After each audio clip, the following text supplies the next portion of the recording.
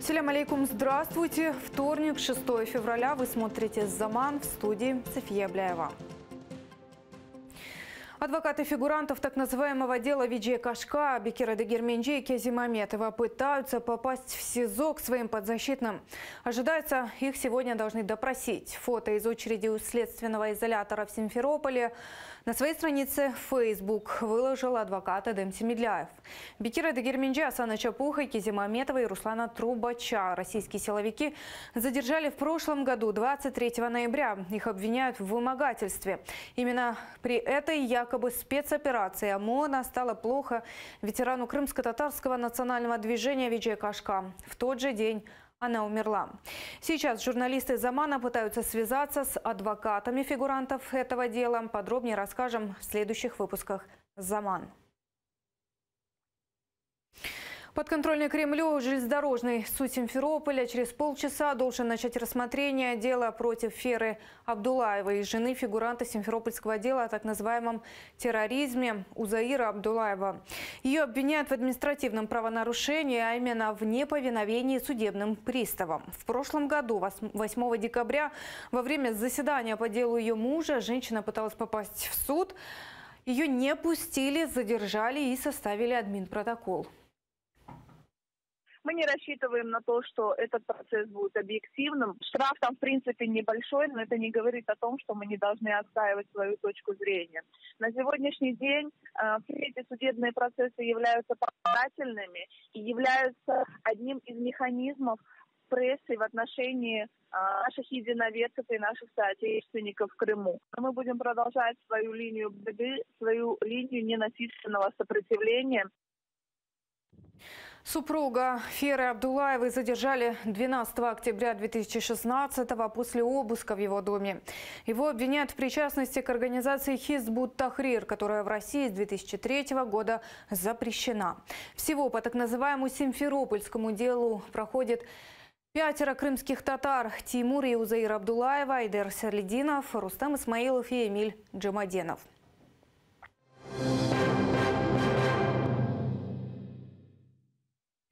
Верховная Рада Украины отреагировала на принятый Сеймом и Сенатом Польши антибандеровский закон и утвердила по этому поводу заявление.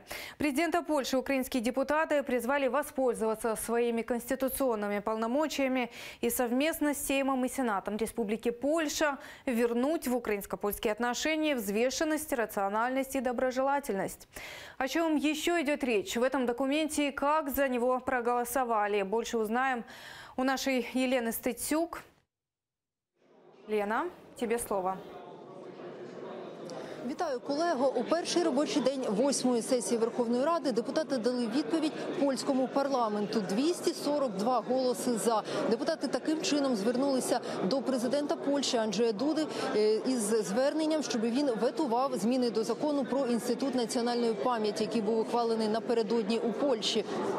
Ця заява була напрацьована вчора у Комітеті з питань закордонних справ, також була погоджена більшістю фракцій, проголосували сьогодні усі, окрім опозиційного блоку. Депутати говорять, що той закон, який був ухвалений у Польщі, він стає на заваді нормальним відносинам між Польщею та Україною, а також політизує питання історії. Далі прошу, пряма мова.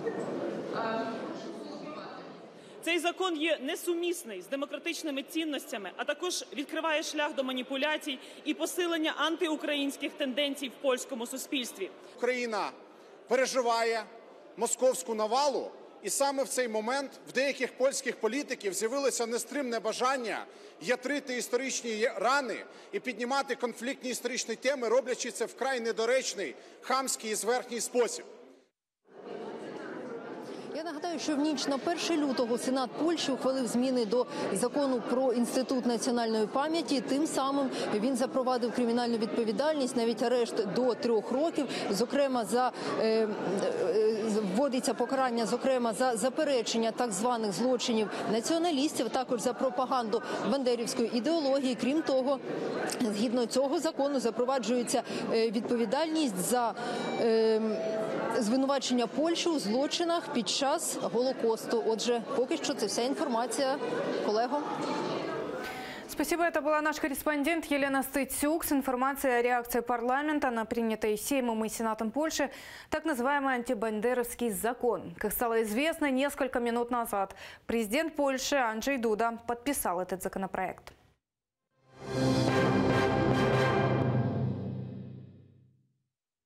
Украина не должна открывать избирательные участки на своей территории для голосования на выборах президента России 18 марта.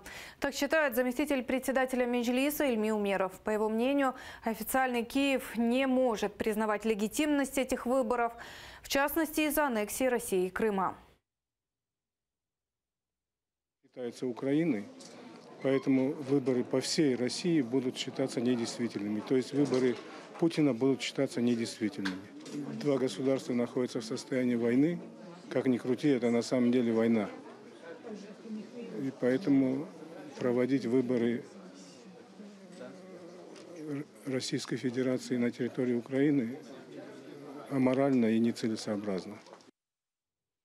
В рамках изменений в Конституции Украины сейчас обсуждается статус крымско-татарского языка. Об этом в эфире нашего телеканала сообщил председатель Меджлиса Рифат Чубаров. Меджлис настаивает, чтобы крымско-татарский язык использовался наравне с государственным украинским во всех сферах жизни Крыма. Если мы говорим о крымско-татарском языке, то в отношении 23 лет, которые предшествовали, собственно, российской оккупации, 23 года незалежности украинской державы, то центральная власть абсолютно игнорировала потребности в развитии как украинского языка в Крыму, так и крымско-татарского языка. Теперь, в общем-то, как мне представляется, все поумнели, но мы утратили контроль над Крымом. 1 апреля в России стартует весенний призыв в армию. Коснется он и оккупированного Крыма. По данным Крымской правозащитной группы, в прошлом году Россия призвала на службу рекордное количество крымчан – 5000 человек. За отказ идти в армию оккупанта присуждают штраф 25 тысяч рублей и все равно заставляют служить. Как можно избежать службы в российской армии и что по этому поводу говорят правозащитники, расскажет наша Виктория Блязова. Ему 22, уже несколько лет он живет в Киеве. Свое имя парень просит не называть, ведь в оккупированном Крыму его родители. Здесь учится в вузе. Если бы не учеба, должен пойти служить в армию под российским триколором. У меня знакомые, соответственно, пошли служить в армию, абсолютно от безвыходности. Я не вижу в этом предательства или еще что-то, потому что людей, это вынуждено было, это вынудили их. Парень говорит, от российской армии можно откупиться. Расценка за это в среднем 150 тысяч рублей. В гривнах это 75 тысяч. Через 2 года парень заканчивает вуз. Признается, не знает, стоит ли возвращаться в Крым. Ведь по российскому законодательству призывной возраст до 27 лет. Вообще, думаю, где-то, в это время провести, но не в Крыму, пережить до 27, до призывного возраста. Там дальше уже посмотрим. Заместитель координатора Крымсоц Евгений Андреюк говорит, по нормам международного права Крым – оккупированная Россией территория, и крымчане не должны служить в российской армии. Однако оккупанты игнорируют международные нормы, и это заставляет молодежь переезжать на материк, чтобы таким образом избежать военной службы в России. Другой выход – выбрать альтернативную службу по религиозным убеждениям, но это фактически признание законным призыва страны-оккупанта. В целом есть отдельная история в России от таких отказов, но отказы в России – это не отказы на оккупированной территории. И поэтому, наверное, любой человек, который будет готов на это идти, это будет первый случай, который будет сопровождаться и адвокатами, и правозащитными организациями, чтобы как можно лучше обеспечить здесь юридическую защиту. Прокуратура Автономной Республики Крым начала собирать доказательства призыва оккупационными властями крымчан на службу. Эти факты приобщат к иску Украины против России в Международном суде суде ООН в Гааге. Оперативним шляхом нами наразі здобуто ряд таких повісток. Проводяться допити свідків. Санкція статті передбачає позбавлення волі на строк від 8 до 12 років. У разі смерти особи при цьому злочині від 12 до довічного ув'язнення. Глава Меджлиса Рифат Чубаров говорит, несмотря на то, что крымские татары не должны оставлять Крым, не стоит идти в российскую армию. Альтернативным вариантом может быть обучение или работа на материковой Украине. Ми знаємо, що там відбувається в російській армії.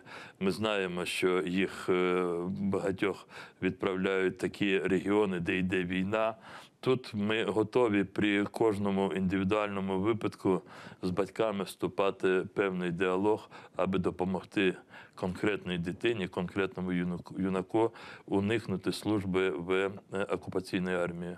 Всего за время аннексии призвали 10 тысяч ребят из Крыма. С прошлого года крымчан призывают служить по всей территории страны-оккупанта. 645 ребят уже служат на материковой России. Правозащитники же советуют обращаться к юристам и искать законный способ избежать службы в рядах армии-агрессора. Виктория Облязова, Максим Кондратенко, Заман, АТР. Напоминание Кремлю. Накануне 49-го дня рождения узника Кремля Романа Сущенко к 8 февраля баннер с его изображением установили напротив посольства Российской Федерации в Киеве. Инициатором акции стала семья журналиста. Роман Сущенко уже второй день рождения будет отмечать в московском СИЗО Лефортово. Кремлевские силовики вменяют ему шпионаж.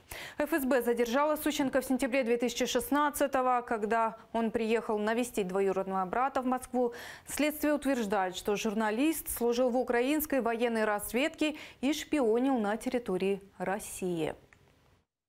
Баннер с изображением отца находится напротив российского посольства в Киеве. Это является своеобразным напоминанием правительству России о том, что мы не сдадимся в борьбе за освобождение нашего Романа Сущенко. У еще одного узника Кремля, украинского режиссера, крымчанина Олега Сенцова, проблемы со здоровьем. Об этом сообщила российская правозащитница и журналистка Зоя Светова. Но, говорит, Олег держится, пытается сохранить хорошее настроение и много читает. Правозащитница призывает всех небезразличных писать узнику письма. Светова называет позором то, что невинные люди в России сидят в тюрьме, и призывает усилить давление на власти российские, украинские и зарубежные с целью освобождения политзаключенных Кремля.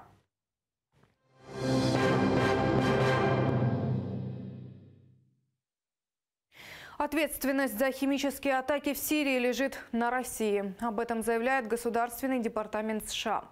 Прикрывая режим Асада, Москва ничего не делает, чтобы предотвратить применение запрещенного оружия. Накануне 11 человек были госпитализированы после воздушной атаки войск Асада на сирийский город Саракиб. Сообщается, что во время бомбежки на город сбросили бочку, скорее всего, с хлором. Всего за время конфликта только задокументированных экспертами ООН было более 160 химических атак. Они убили почти 1500 человек. Россия в конечном итоге несет ответственность за жертвы в Восточной Гуте и за множество других жертв химического оружия в Сирии с того времени, как Россия присоединилась к военным действиям. Защищая сирийский режим от ответственности, Россия не выполняет свои обязательства. Применение химического оружия всеми сторонами в Сирии следует однозначно прекратить.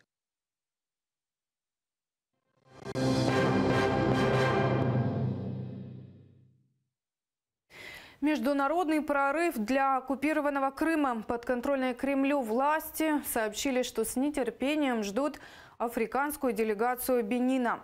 Визит должен состояться 12 февраля. Он ознакомительный, и главная задача – показать Крым как территорию мира, сообщают РИА Новости.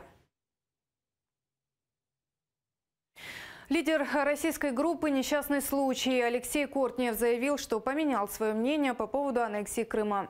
А ранее высказывался в поддержку оккупации случайно. Известный рок-музыкант негодует, что СБУ запретила ему въезд в Украину, ведь его группа не гастролировала в оккупированном Крыму. Однако из-за того, что сразу после событий 2014 года он публично поддержал незаконное присоединение полуострова к России, в Украине его внесли в черный список списке. А в прошлом году в августе их концерт в Одессе сначала перенесли, а затем отменили. Теперь артист в интервью «Новой газете» заявил, в 2014-м поддерживал аннексию Крыма, потому что не разобрался в ситуации. Теперь передумал. Увидав меня, не прячьте взгляд, ведь я ни в чем не виноват. Это все, что мы успеваем вам рассказать. Следующий выпуск «Заман» не пропустите менее чем через час. Будьте с нами.